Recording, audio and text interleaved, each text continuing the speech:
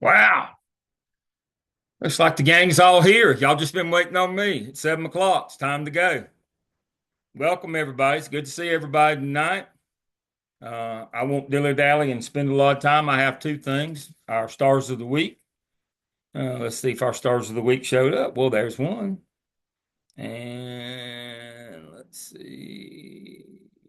Yeah, they're both here. All right. So the early leader in the clubhouse here on scores is Carter. He's got the most assignments done so far, so congratulations, Carter. And our first entry of our task stream requirement this semester, our policy analysis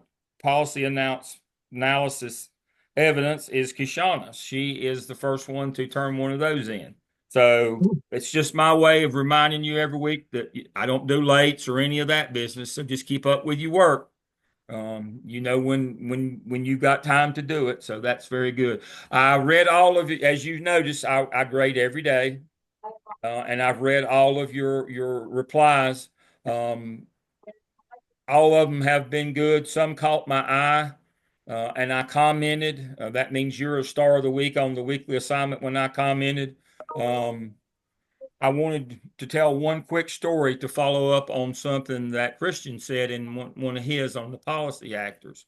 I was senior high chair. I think we had at that time, there's over 20 high schools in Charlotte now, about 24. At the time when I was high school principal, there was 16 and we had a chair. And so it was my turn to be the high school chair. And I got called to the Ed Center on 2nd Street. I think it's Martin Luther King. They changed the name of it, but it was 2nd Street back then. And I got there and they said, you need to walk through the park over to the government center. So I did. And I got over there and they ushered me upstairs to a conference room and I was there and two or three other high school principals were there and a couple of people from the central office. And we were in the government center. And we hadn't moved the central office. The senior staff had not moved over there at that time. They eventually did just to shorten the walk through the park to have to get there over to 4th Street. And what was going on, it was we had just gotten back in late July from our annual retreat where they had, showed us the budget, what was being proposed, that the board had passed. And so everybody said, okay. And we all went back home and went back to school. This was late July. And I got called, I showed back up to work on Monday, got called in. And we were in a little conference room there. And what was going on, the superintendent came down and said, we're looking at changing the number of credits to graduate from high school from 20. We're looking at moving it up and started asking our opinion. And we went back and forth. And after, I don't know, a couple of hours, finally the superintendent came back in. Now, you know who he was meeting with, not the school board, the county commissioners. And so this was in the 90, the Gang of Five. And they were trying to be punitive. Again, they stopped the high school challenge for the kids that were struggling. They were doing all these things. And so their next big gambit was to raise the number of credits for graduation. And finally, the superintendent, after 2 hours, came back and we were talking about, phasing in one credit, going from 20 to 21 with the class coming in that fall and two. And, finally he came back in and said, it will be 28 credits starting for the students this fall. We're like, half the kids will that not well that was that was the intention. Um, and so don't think because these things aren't being done out in public that they aren't being done. Um, you know, I sat in a room at the government center while the superintendent finally he said they just said this is what it was going to be. Now I don't know what he got in the budget or the school board got in the budget or if that's what it took to get the budget passed. But we went from 20 to 28 in one time, no phase in, no nothing. And then of course the high school graduation rate hit the floor just overnight. Boom. That's real. That's what happened. So that's my story on policy actors, folks. That's real. That's what happens. You should read Christian's post. I have those where you could read those. There's some good posts in there, but you got to deal in reality. The people who have the money have the power. and that's the way it goes. All right, let me share my screen quick just for a brief moment. I'll be cognizant of our time tonight. Okay, so a reminder of our presentations. I see our two presenters. You get 30 minutes or less. You're the host, whatever format you like. If you use PowerPoint, don't have but 10 slides. You got to get in the habit of having big ideas and talking to them. I've got two of mine that are getting ready to do their final defense, and I sent them an email tonight to remind them you only get, when you go, you get 20 slides for proposal. You only get 10 more for defense. They said 10, just 10 slides. Big ideas, folks. Big ideas. I don't want more than 30 words per slide. You got to be able to speak to this stuff. And here are what your 10 slides can be. And then here we're covering Essex 1 and 2 tonight. And here are the questions you were to answer for Essex 1. How often does your district modify board policies? How? What is the oldest board policy on the books and the newest? Can the Gideons distribute Bibles on your campus? Why or why not? What should be a roundabout way for them to do it if they cannot do it at this time, and the policy behind that. So those are the two things we're going to cover tonight. Always remember to look at what your questions are. And then after you've done that, look at the schedule. And so tonight, February 4th, we have chapters 1 and 2 with Carter and Laura. So without further ado, I will stop my share, turn my camera off so it'll be easier for Carter to share, and Carter will do his presentation. Again, welcome everybody. It's good to see you all. I had class with another group this weekend and I missed y'all. Y'all actually talk and laugh and have fun. So I'm glad to see you again. Oh. Dr. Lamb, I think Carter is having some Wi-Fi issues. I see his name on here. Carter, are you back working? Yeah, he said his Wi-Fi is buffering. Uh-oh. Then, Laura, are you ready? I can be. Go. All right. Don't let me hold you up. I'm just holding in the way.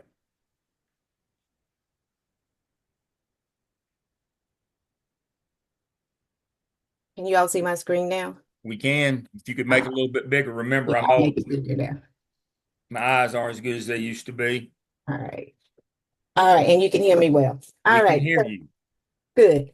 My chapter was chapter 2, which was on religion in public schools. So some of the things that I learned, I always thought I knew about the First Amendment and the 14th Amendment, but I really didn't have a full understanding of how it referenced to religion and to our religious liberties in the United States. So we all know that when the Constitution was originally written, there was an admission to our religious liberties and James Madison defended that, which led Thomas Jefferson to convince him to write the Bill of Rights. So when they did that, they have the First Amendment, which serves as a basis for outlining our religious rights and our freedoms, as well as other governmental prohibitions regarding religion. So what we usually hear people say, or congressmen say, or anybody who's in constitutional law, that is, Congress shall make no law respecting an establishment of religion or prohibiting the free exercise thereof. It also goes into the freedom of speech and the right to peaceably assemble. So in 1879, there was a landmark case called Reynolds versus the United States. And in that case, the U.S. Supreme Court invoked Thomas Jefferson's view that there should be a wall between the separation of church and state. So that's where we first kind of hear that term, separation of church and state. The 14th Amendment, when it was added, it helped make everything that was stated in the First Amendment applicable to the states. So it's no longer just a country or US-wide thing. It allowed the states the same constitutional guarantees to their citizens. So you couldn't at the state level infringe upon the rights of your citizens. So in the First Amendment, when we're going through religious law or religious in the public schools, you always hear about the Establishment Clause. Every case that I looked at had to do with the Establishment Clause, the Free Exercise Clause, the endorsement test or the coercion test. They use one of those to establish whether the case was constitutional or unconstitutional. So the establishment clause is very simple, where it prohibits the state from passing laws that aid a religion or show preference for one religion over another. The free exercise clause prohibits states from interfering with individual religious freedoms.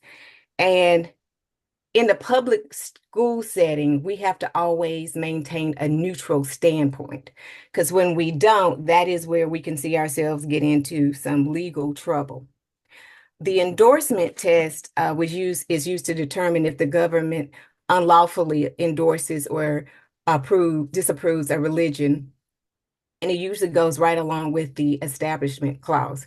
So you're usually going to see that when you're talking about religious symbols. Think about the Ten Commandments or the nativity scene, or even the reading of prayer graduation, which we will cover a little bit later. And then finally, the coercion test, it talks about, it aids the Supreme Court in determining if the establishment clause has been violated by government practices. So some of the things that I learned, like I said, I thought I knew a lot about this. I think Dr. Lamb always references, don't lose your house. I might have lost my house because on some of this stuff, I didn't know.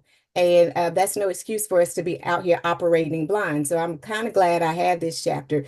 We all know about prayer in school. I remember in the 80s when I was in elementary school, we could have, or we did have, let me say that, a moment of silence every day where we were allowed to pray. Now you don't see that in public schools because it is considered illegal based on the First Amendment. School-sponsored Bible reading is an illegal activity too. However, you can use the Bible in terms of, if you're looking at it from a historical standpoint or a historical document, or more in the secular terms, instead of it being a religious book. And I actually, when I was in high school, I had my teacher, she would we had a section where she took excerpts of the Bible and we looked at it in terms of a literary device instead of religious. Silent meditation, again, is not supported by the courts. Invocations, we often hear about those at school-sponsored events. So I found that interesting, especially when it comes to like prayer at graduation, and whether or not that is constitutional or not. And in this term, if it's at a school-sponsored athletic activity, it can violate the establishment clause of the First Amendment. But again, that private prayer by students is permissible in school. So our students, if they want to pray privately amongst themselves, or even if they decide to have a student-initiated prayer where there is no school sponsorship, they are allowed to do that as well. Another thing that I thought I knew about, because years ago when I worked in CMS, I actually worked with somebody in community use. So I thought I understood equal access, where students are allowed the opportunity to have clubs that may have non-curricular functions. Now, there are two parts to the equal access. There is the student side, and then there's also the community use. In this instance, I'm just going to be talking about the student side. So it talks about the denying students the right to have a student-sponsored like Bible club, because you may object to it philosophically. It also talks about the limited open forum, how if you have certain guidelines in place that you have to have it, you can't exclude people based on that. So for instance, if, again, we have a Bible club and there's an administrator allows one or more non-curricular related student group, you during non-instructional time, this can't be during the time of school, you also have to allow the Bible club to meet during that non-instructional time too. You can't deny them that right. This was, from what I read, there was a lot of controversy about this because people were using their personal opinion and whether or not they thought it was the groups were liable. So they created the Equal Access Act in order to combat this type of thinking and allow students to be able to have that assembly. Evolution. The reason why I chose evolution is something that stood out for me in this chapter is because when I actually taught sixth grade science, I had a parent who requested to meet with me because she said I was teaching evolution in my classroom. I was actually following the curriculum, so I invited her in to show her what I was teaching, and then she had the understanding that I was not teaching evolution. I was just teaching the theory as it's related to science. So that kind of like um, helped her in that situation. But looking back on it, I realized I could have, if I had inserted any of my personal opinions or thoughts about evolution, I could have been in a world of trouble. Um, Evolution, as it says, it suggests that all life is related and descends from a common ancestor. When we taught it in sixth grade, we talked about the prehistoric age and how people evolved over time, not that they were coming from monkeys. And there is a big case, the Supreme Court actually took called Epperson versus Arkansas, and it was based on, it was in 1968, and it was based on the Scopes monkey trial, where it said a teacher in a public school or university could not teach the theory or doctrine that mankind ascended or descended from a lower order of animals. So in 1965 in Little Rock, Arkansas, some of the teachers actually challenged that. And the case went back and forth, and it actually was lost before the Supreme Court, but the state Supreme Court, I'm sorry, but she appealed to the U.S. Supreme Court. And what she found was that just to teach that there was such a theory of evolution would violate the statute. So it allows evolution to be taught because it's based on biology, but I'm sorry, my thoughts got ahead of me. Um, it is kind of covered at the school board level, but I didn't see anything in our policy that said that we could not teach we could not teach evolution. And based on the fact that it's in our curriculum, we teach the theory of evolution. The Pledge of Allegiance was one that really struck out to me because I didn't realize it's a particular case that's kind of funny because the reason why we still say under God in the pledge is quite unique to me. So there was a man named Michael Needle, and he was an atheist, and he has a daughter, and he did not want his daughter to have to say under God in the pledge. So this case took place in California, and he went before the panel, and they ruled at the circuit level that it was unconstitutional for the words under God to be used in the pledge. Now, the twist was his daughter wasn't necessarily in his custody. He had informal custody with his with the mother. They had never been married, but he had informal custody with her. And the mother was okay with the child saying under God and stated that the child never had a problem with saying it, just the father and his beliefs. So what happened was quite interesting is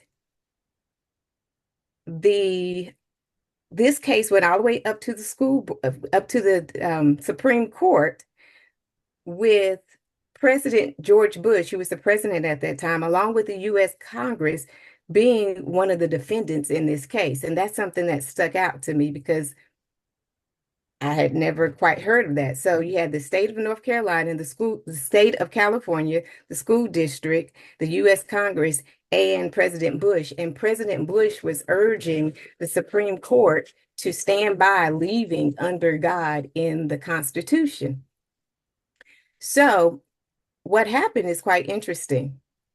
The Supreme Court did not rule that it was unconstitutional to say under God. What they did was they threw out the case because they said that the father did not have the legal standing as the guardian of the child to be able to even put forth the case. So it was kind of thrown out on the technicality. The father, being who he is in his belief system, he has since then gone back using another family who he did not name with 3 children who had children in 3 different schools in California. And he brought the case up again. And at those lower courts, they ruled in his favor again. But the irony is that the case only stands in those schools, and it could be expanded to that 9th district if it ever goes up to a higher court. So some lessons I learned. I never heard of intelligent design. So that was quite interesting to me. It deals with the theory that there is a creator, but it doesn't necessarily specifically mean God, that all of this science that we have, all of these things, that this universe, that it had to be created by something, and that higher power could be or is a God. And intelligent design has gone through a number of different legal aspects, and it has been deemed to be, it has been deemed to be constitutional as well. And then prayer at board members was interesting to me because I know my board prays at every prays at every school board meeting. And I did not know that was unconstitutional because you are praying while you're still conducting the business that relates to students. And you will have students sometimes at school board meetings, and that could be a coercion or a violation of their rights. And then finally, another thing I did not realize was release time. I didn't know that prior to the 1960s, that it was quite common for religious instruction to take place in like public schools. They would have like religious leaders to come in from different aspects or different religions and teach lessons to students. Of course, that has since been stopped, but I really didn't realize that had ever gone on. So one of the things that stood out to me that was always talked about is prayer at graduation. And I looked all through our policy for Gaston County schools, and there is not a policy that specifically speaks to prayer at graduation. What it does say is that school employees may not influence the form or content of any prayer or any religious activity or require any person to participate in prayer or religious activity. But it doesn't say that we can't have school prayer. So I thought about, are we at risk of someone suing us because we do have school prayer at our graduation ceremonies? It is student-led, it is student-initiated, but for people who are there, could they use that as something to sue the district, even though they're there voluntary? So that's something that I probably at some point want to explore with my district to see if we need to put something more in detail about school prayer at graduation.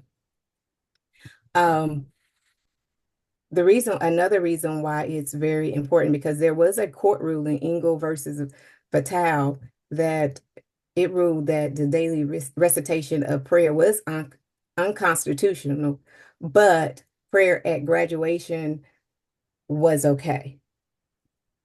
So, and then Jones versus Clear Creek Independent School District, it also ruled that it did not violate the Establishment Clause because it passed what's called the Lemon Test. The funny thing is, the U.S. Department of Education states school officials may not mandate or organize prayer at graduation or select speakers for such events in a manner that favors religious speech, such as prayer. Where students or other private graduation speakers are selected over one religion or another. So we have to be mindful when we're using when we're at our graduations, that our language and who is leading the prayers, who's selected to lead the prayers. So I'm very interested to see how Gaston County will move forward with that.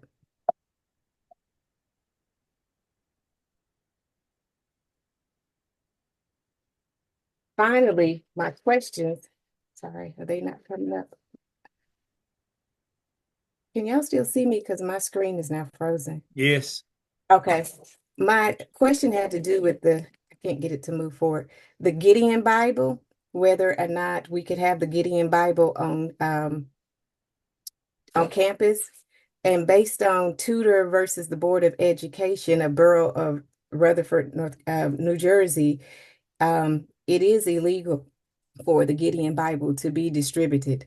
When I checked our policy for Gaston County schools, there was no policy against doing that. And so what I figured could happen if someone wanted to come on campus and distribute Bibles to students, one way they could get around it is saying that it was being used for a literary document instead of in a secular way instead of in a religious manner. But it was quite concerning that there was no policy whatsoever regarding the Bible. The Bible wasn't even mentioned when I did a search throughout our policy. The words of the Bible were not even mentioned.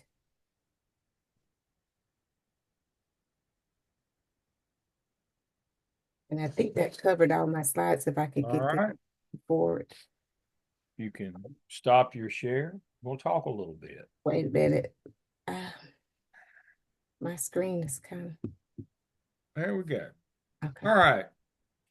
So we'll start kind of in reverse order with the Gideons. Here's the point to remember. I don't know if everybody knows who the Gideons are. They're the folks who put Bibles in hotel rooms. Um, um, the Gideons International is neither a denomination nor a church, according to their website. And so that is the argument, that since they claim not to be a denomination nor a church, that they should be allowed access. However, if they're bringing the Bible, then that would be a no. You should have a policy in your district on that. So if you have somebody who shows up and says, I'm a Gideon, um, even though they could argue that they're not a church, but if you do a little further research into them, who is eligible to join? Christian businessmen.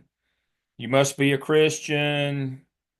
Um, have received Jesus as their personal Savior, endeavor to follow him, be a member in good standing of their Protestant or evangelical church.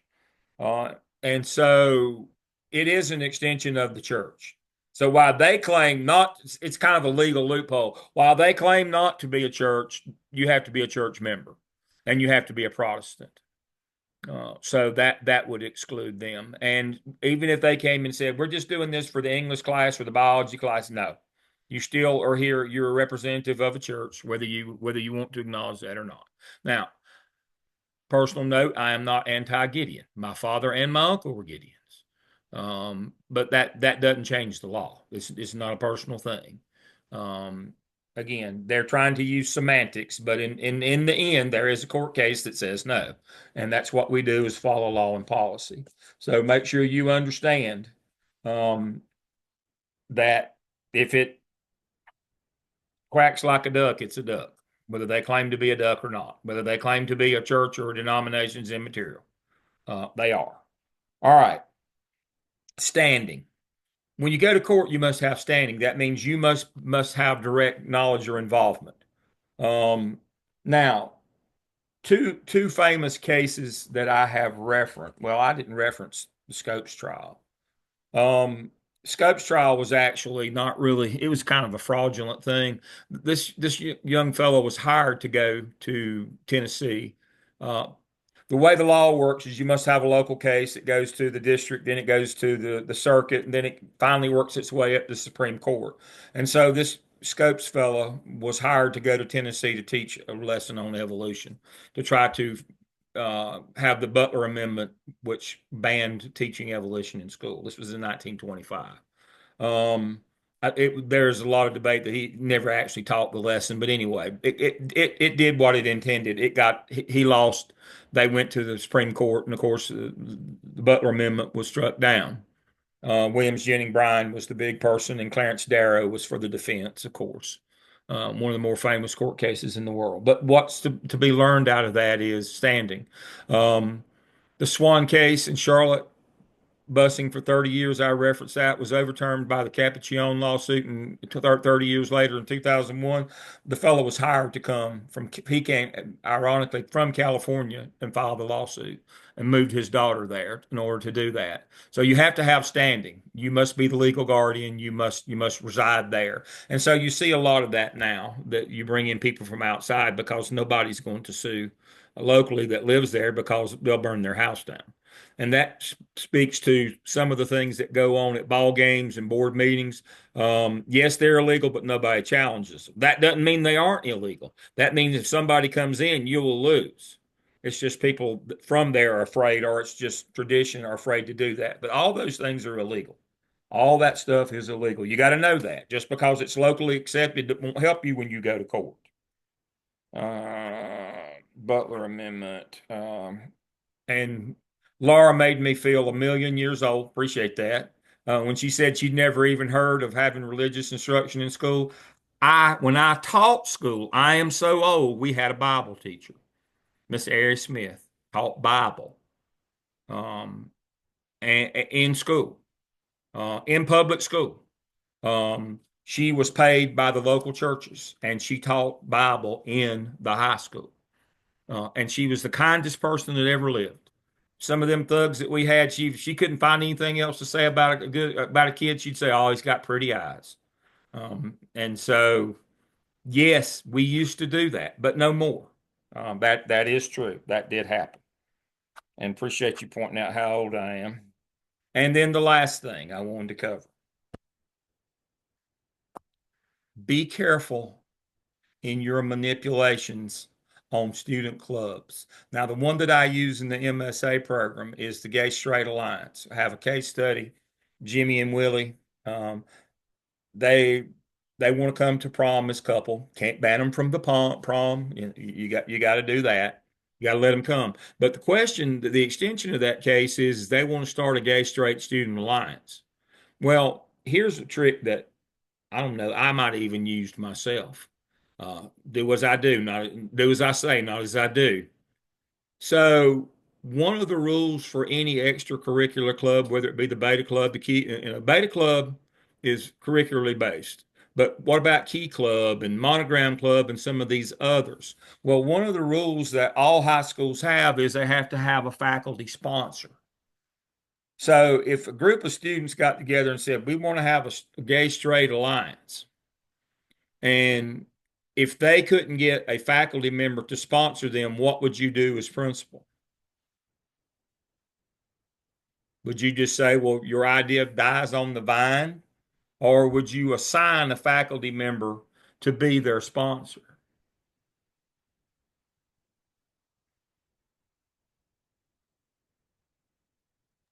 Assign somebody, or I do it myself.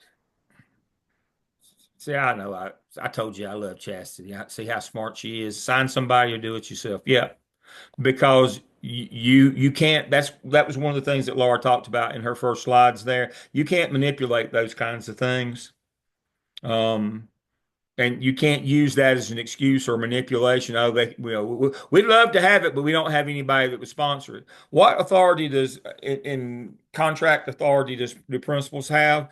It says, that teachers have to have certain duties. If we went and looked at duties of teachers, um, but it also says in any other activities assigned by the principal.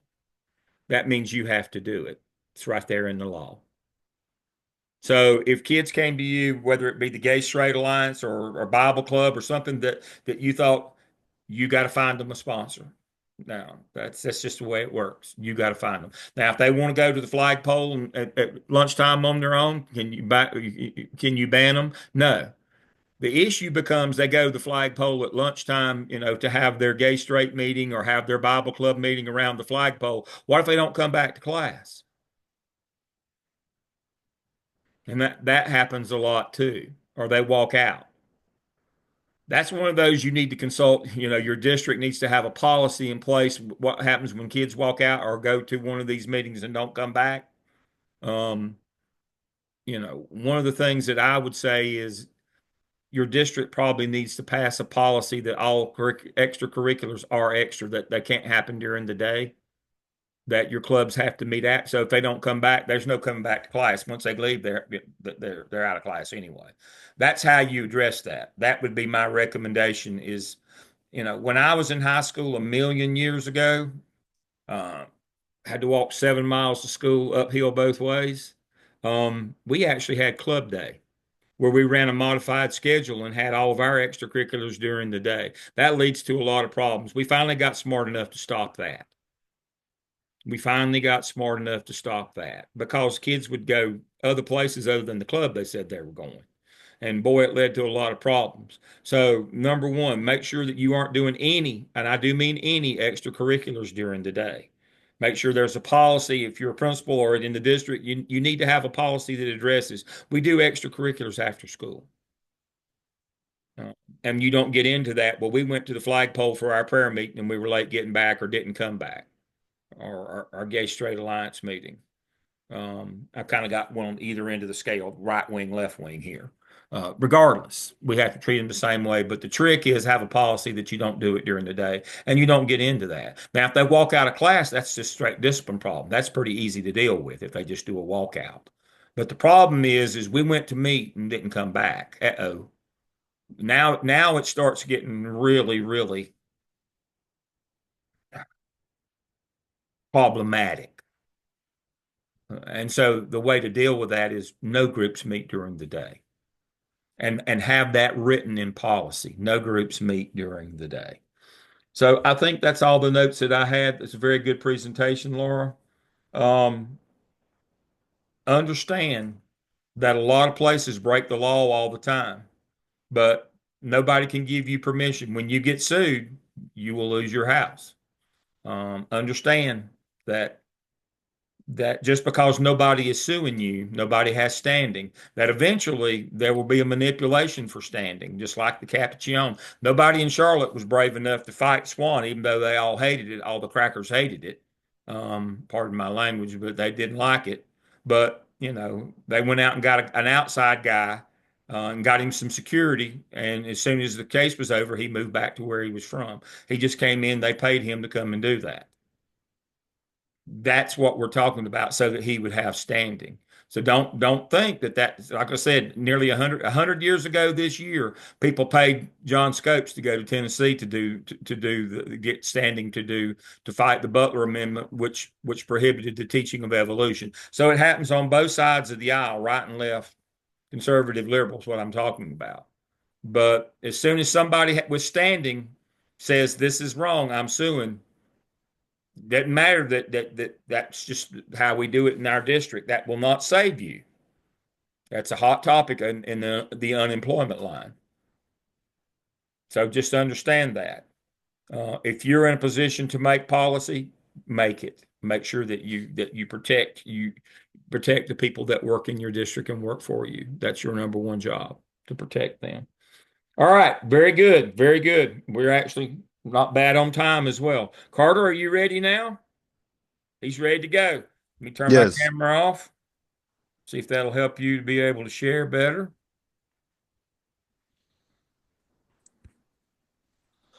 All right. Let me share my screen.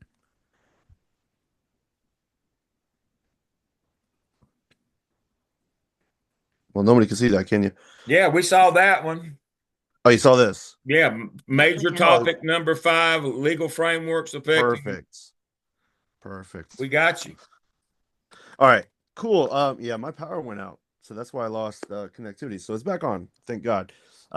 So my chapter was chapter 1, and it looks at the legal framework affecting public schools. And an overview, kind of quickly, it's going to talk about sources of law. It's All going to right, talk we about always see is click to exit full screen. We see a black screen. why is this happening right now? Now we got Um, I might just have to keep it in this frame. That's Um, fine. okay, I prefer perfect. that. I can see what's coming next. Good, good, good. So like I was saying, overview, we're going to look at sources of law. We're going to look at the types of courts, court process, and kind of where there's legal information, or excuse me, legal retrieval information tools, and then answer the questions that uh, were set up for me. So starting off, we're looking at major topic 1, sources of law. Um, if anybody read the chapter, I hope you guys read chapter 1. The very first thing it says is public schools have governmental agencies, must operate within the boundaries of law at the local, state, and federal levels. Therefore, school personnel are expected to perform their prescribed duties within a framework of law. A number of legal sources affect the administration and the operation of schools. And I put that there because that's, again, if I know some folks don't work as administrators. I do, and I know a lot of my team does. But that's it. I mean, we are hired to Law and policy. well, That's what they hired follow you for. policy. That's that's what it is. And if that's not something you want to do, then you probably shouldn't be an administrator. But sources of law, I mean, down to the foundation, Bill of Rights. Those are the key amendments, freedom of speech, right, well, not right to bear arms, but again, the 10, the first 10 amendments are those human rights that, again, every citizen deserves. Um, the Constitution, if we had to look at a scale, again, the Constitution's at the very top, and then, like I said, it goes down from there. Constitution, then it goes down to state constitution, then, like I said, local, and so on and so forth. Then we're looking at statutes, which is law, local school boards, and then state agencies. And again, I want something I want to point out is, again, for like your local school boards to have law, you have to have the Constitution. So that's kind of the foundation of everything. All right, cool. So major topics, again, we're looking at the U.S. system of courts. There's 3 types. We have, the 3 types of judicial functions. They settle controversies using basic principles of law and fact, Constitution, interpret legislative enactments, and then determine the constitutionality of legislative or administrative mandates. And I think that's really important. I'm trying to think of a recent, I had one on top, it'll come back to me, but a recent law that, again, we had to decide the constitutionality or the unconstitutionality of something. But we have the federal courts, federal and constitutional issues, district courts, if I'm saying this right, appellate courts, if I'm saying that right, and then the highest courts, which is the Supreme Courts. So there is a federal Supreme Court as well as the state Supreme Court. And then we have state courts, state statutes, that kind of thing. So courts of general jurisdiction, like I said, that could be your local court, speeding tickets, that kind of thing, right? Courts of special jurisdiction, again, it goes up and up, right? I would say, as it gets more serious, it starts going more and more up. And then intermediate appellate courts, which I think of it as the Court of Appeals, and that's kind of the in the middle. the middle before you go to the actual appellate court. And then I don't know why that is so small, but there is a trial process. A trial process that is followed in all courts, but also if you are an administrator and you've ever gone through any like expulsion hearing or anything like that, it's almost the same process. But we'll get to more of that as we go as we get there. But there is a trial process. And then major topic number 3, analysis of an appellate court opinion. Again, this is from the Essex, page 11. Court proceedings are concluded with a written opinion setting forth the decision of the court of an issue under review by the court. So again, there's an opinion, and in every opinion, there's a case, procedure, facts, ruling, and justification, and the disposition. And again, I put that onto the side, kind of those key terms. But a case, those are your parties, right? Plaintiff, defendant. Your procedure is the process of the court, how the court's going to run. You have your facts; those are the details of the case. Ruling, justification. That's the opinion of the court and why. And normally that why is grounded in constitution or the state constitution or law. And then disposition is the final outcome. So this is the, if I'm not mistaken, the guilty, not guilty verdict. The U.S. Supreme Court, again, we hear a lot about this. Well, especially around, again, the times of elections, right? So I know President Obama, he elected somebody or a couple folks on the Supreme Court. President Donald Trump elected somebody on the Supreme Court. But again, they're kind of, again, in those positions, they're not supposed to be, what am I trying to say? They're not supposed to be partisan, right? But it is. It definitely is. But it's the highest court in the land. The Supreme Court's ruling can only be changed by the amendment of the U.S. Constitution.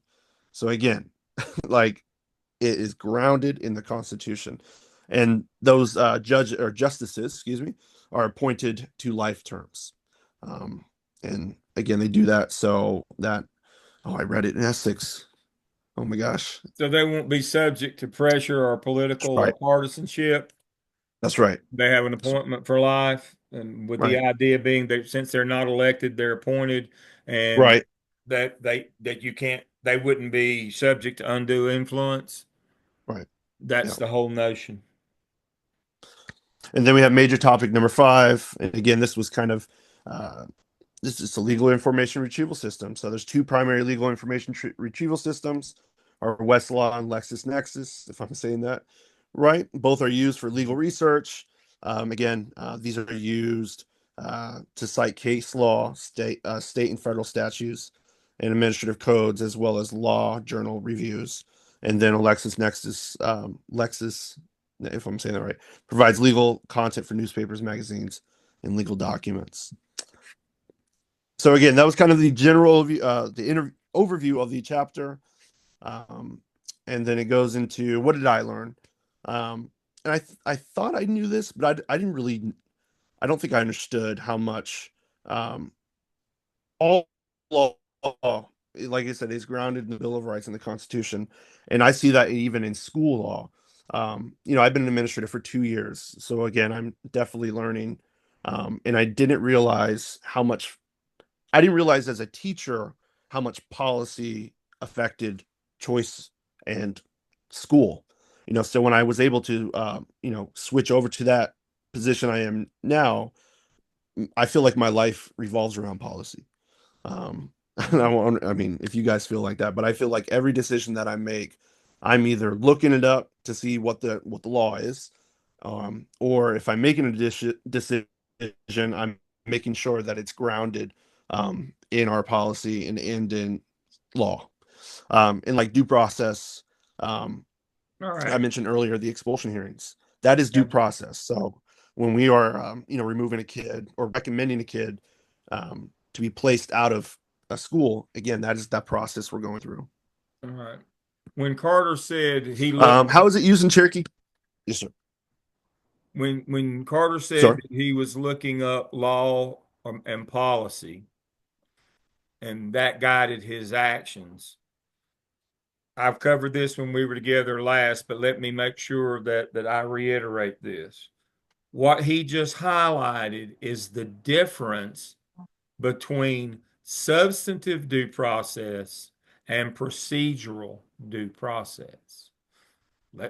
We unfortunately we just talk about due process, but it's two things, and we better know that. What Carter was just talking about is he has to look up the substantive part. What does the law or the policy say? And then the procedural part is, does he follow it? Now, the problem that folks get into is they don't look up what the law or the policy is. They don't know the substance of the of due process. They don't know what the law is. And then they act, and the procedural doesn't match the substantive. What you're supposed to do doesn't match what you do. And you can't say, well, that my mistake, my bad, I didn't Mhm. know. Why do you think you hear all the time, ignorance of the law is no excuse? What they're talking about is in the application of Mhm. due process. Simply because you didn't bother to read the law or the policy is not an excuse when you harm someone. That's not one of those things that you can say, no harm, no foul, I didn't mean to. Doesn't work that way. You got to understand that you must know the substance of the law so that you're straight on substantive due process. What am I supposed to do or not do? And then procedural, how do I go about doing it or not doing it? There's two different types of due process. The first, again, Carter's the perfect example. Folks early on in their administrative career, their biggest problem is that they're not bad people, they're not mean people, they're not vindictive. They just haven't had the experience to know all the laws and policies. So you got to stop yourself and go and do that. Um, yeah, that's the point to remember here is to know and respect and act on both substantive and procedural due process and know that it's two things, not one thing. Very important. Thank you, Carter. Continue. No, thank you. Um, Next thing, how is it used in Cherokee County schools? Um, and again, this class has really pushed me into even looking more into policy, which I don't know about you guys, but I really enjoy. School policy is grounded in both state and federal law. And then, like he was just explaining, due process is it's in our schools, just like court. And the decisions are based off policy and they justify action, which Dr. Lynn was just saying. So, That's substantive and yeah. procedure. So the question, how often does Cherokee County School District modify board policy? And I feel like since I've been in for 2 years, it's been all the time.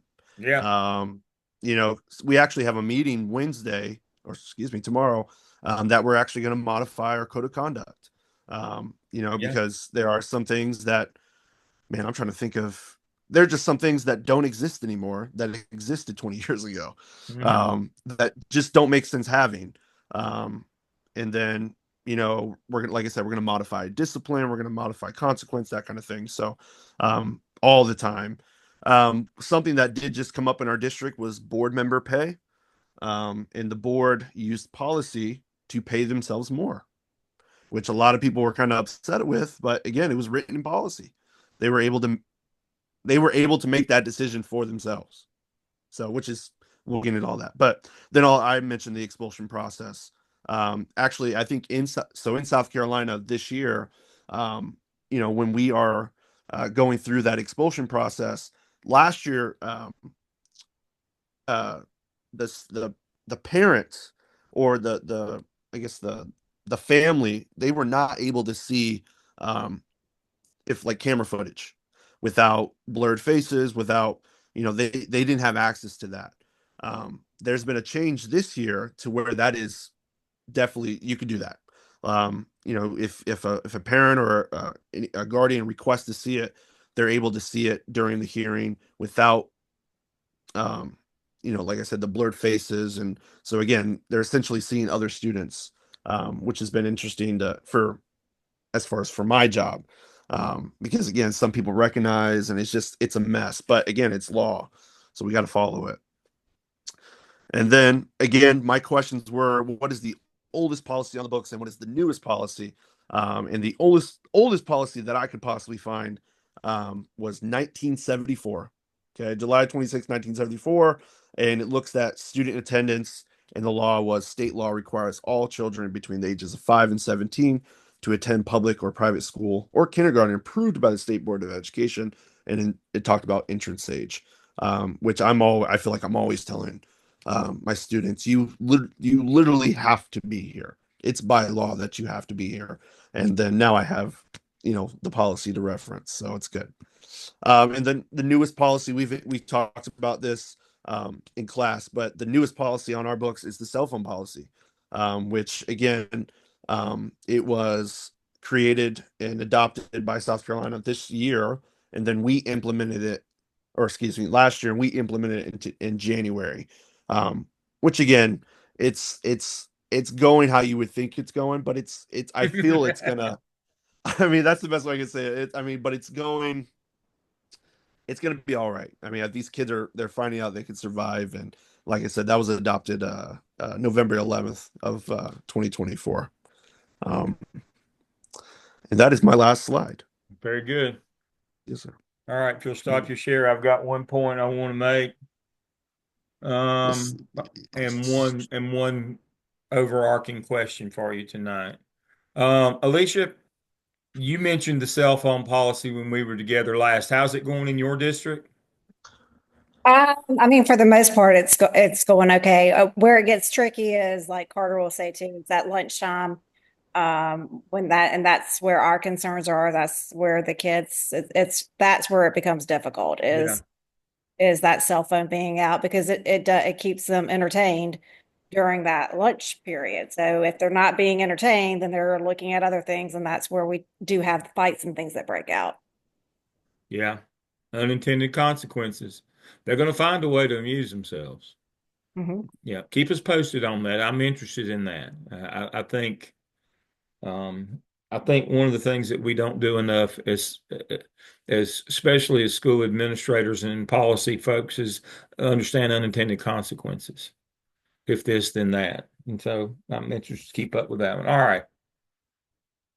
If you've had the distinct displeasure of having to sit through an hour with me on interviewing for administrative jobs, you will remember this. And if you haven't, then you're lucky you only have to hear it this time. When you get to the third level administrative interview, the first level is a cattle call. They may have you do a data dive. They may do a reasoning activity. That's especially in larger places that have applicant pools. And that's just basically, separating the wheat from the chaff, that you're a serious one.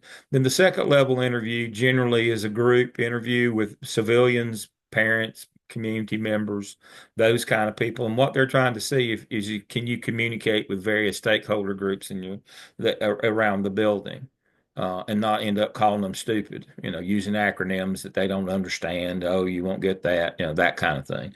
The third level is when you get to use all your jargon and all your knowledge and smarts, and you're interviewing with the principal, and or usually an assistant superintendent or somebody like that, and they'll ask you all these softball easy questions, and you're feeling good, because you can use your jargon, and you're talking about PLCs, or you're talking about EVOS or SLOs in South Carolina. You just, oh, I'm in high cotton. And then they'll slip in a bolo punch question, and you don't even know that it's a landmine question. And what they will ask you is, if there were a particular law or policy in our district or at our school here that you didn't agree with, would you enforce, you didn't agree with, would you enforce that law or policy? And the answer, without hesitation, is yes. Because we hired you for the sole purpose. You don't teach a soul.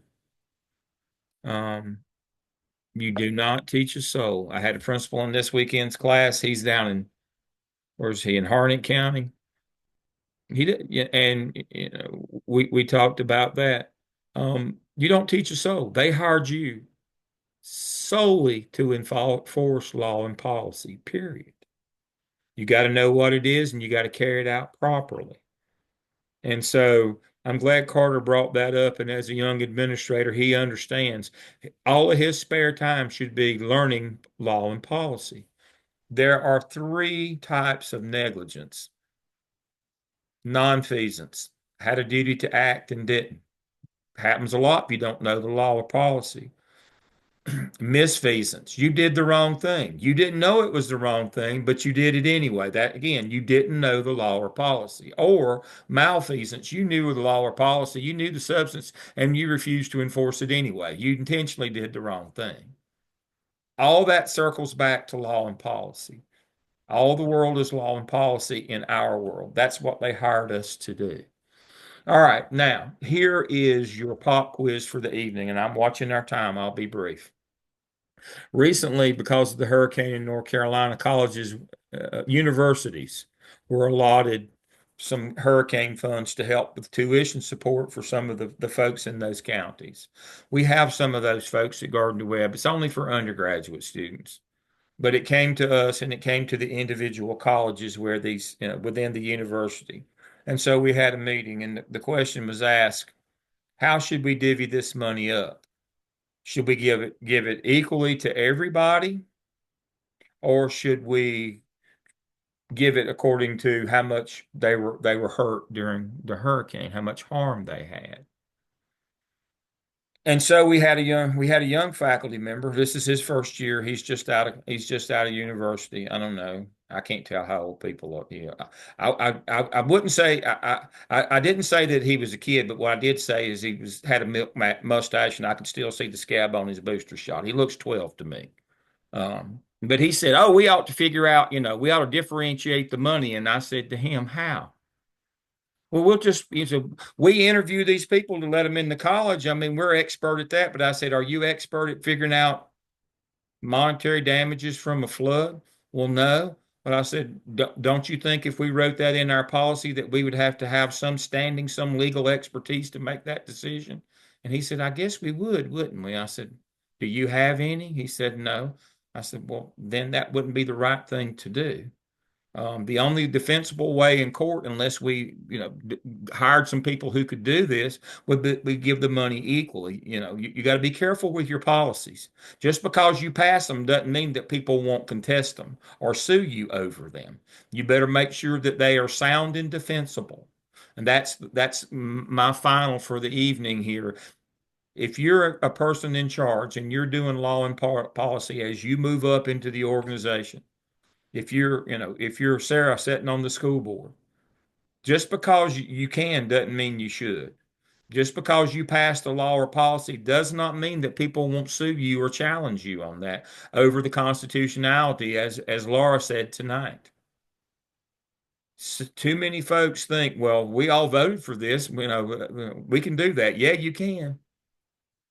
But that doesn't mean that you won't end up being harmed over doing something. You better do your due diligence. You better know.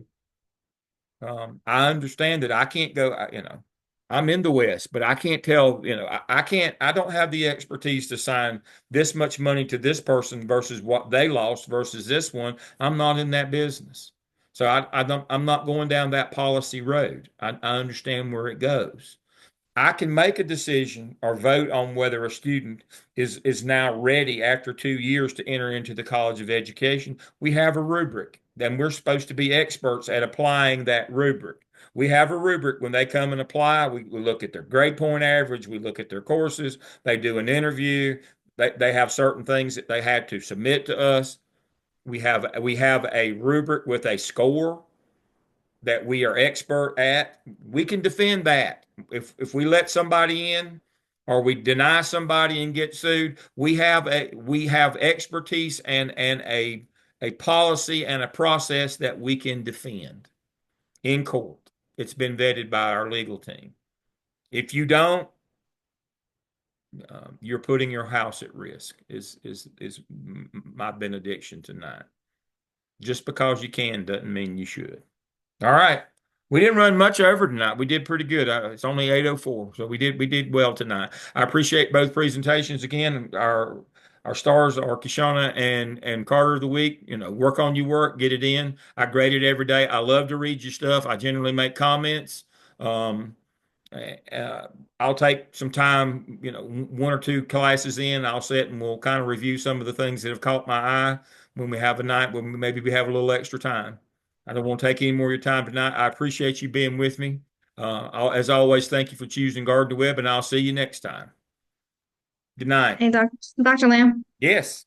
can we ask a couple questions for Yep, those that can stay? well, exactly what I'm gonna do. I'm gonna turn off my record now. We go to questions.